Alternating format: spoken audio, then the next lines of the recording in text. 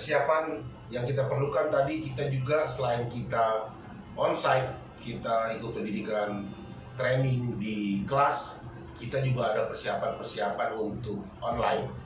Ya, biasanya kita juga membantu teman-teman apabila mau ikut ke kapal tapi waktunya terbatas, kita akan bantu juga melalui online. Ya, itu biasanya kita tetap lebih memberikan pemahaman tentang departemen-departemen dan pekerjaan-pekerjaan yang ada di kapal secara profesional, dan kita akan membuka kelas itu semuanya kita ajarkan dalam bahasa Inggris.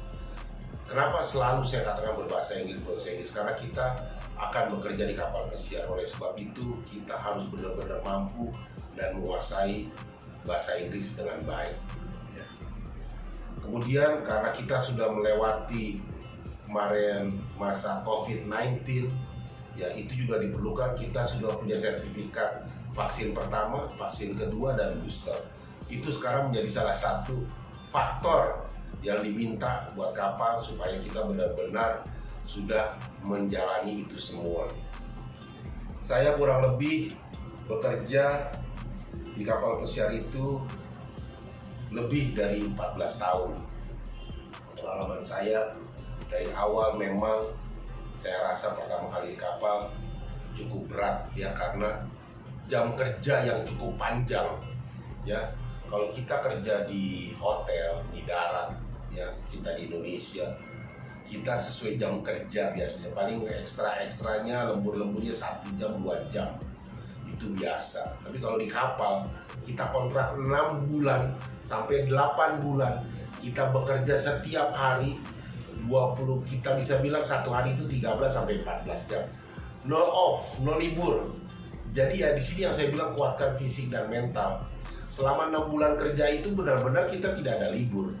Kita kerja selama kontrak kita masih selama di kapal, kita kerja. Nggak ada libur ya. Tapi kita pikirkan sisi baiknya ya. Ya, juga sisi baiknya kita harus menjaga etika kita ya. Bercanda dengan teman, bercanda yang baik dan sopan ya. Kita juga dapat mengenal budaya-budaya dari teman-teman kita, bangsa-bangsa yang lainnya. Kita ada 58 negara atau 60 negara yang ada teman-teman dari berbagai negara. Kita dapat mengenal mereka, budaya mereka, makanan mereka apa ya, minuman favorit mereka apa, makanan mereka apa, kita bisa tahu. Dan bahkan kita akan bisa coba juga. Kenapa saya bilang kita bisa coba? Karena biasanya kita ada celebration. Celebration apa? Independent Day. Kita pasti merayakan Independent Day dari setiap negara yang ada, kru yang ada di atas kapal. Jadi pada saat kita merayakan Independent Day dari negara lain, itu biasanya kita sebut dengan crew party. Ya, kita hadir, kita melihat budaya mereka seperti apa, tarian mereka seperti apa, makanan mereka seperti apa, minuman mereka seperti apa. Jadi kita juga tahu. Dan ini juga penting buat kita sebagai pengetahuan kita. Kita juga bisa cerita sama tamu-tamu kita, baik yang dari housekeeping atau dining room pada umumnya. Kita akan bisa bercerita sama tamu-tamu kita bahwa saya sudah pernah coba makanan ini loh. Apalagi mereka dari tamu kita yang dari negara yang kita sudah tahu. Jadi kita bisa ngomong tuh bisa nyambung. Mereka juga pasti akan happy. Oh iya, kamu makan apa? Oh begini-begini rasanya seperti apa. Jadi kita bisa bertukar pikiran. Nanti juga mereka, makanan Indonesia apa?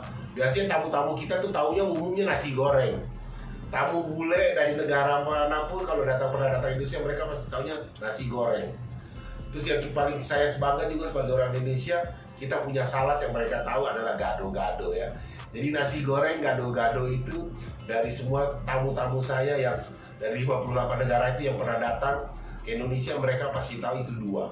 Nasi goreng, gado-gado. Mungkin sekarang juga kita ada ayam penyet. Pasti mereka sudah merasakan yang sudah pernah datang ke Indonesia makan ayam penyet ya.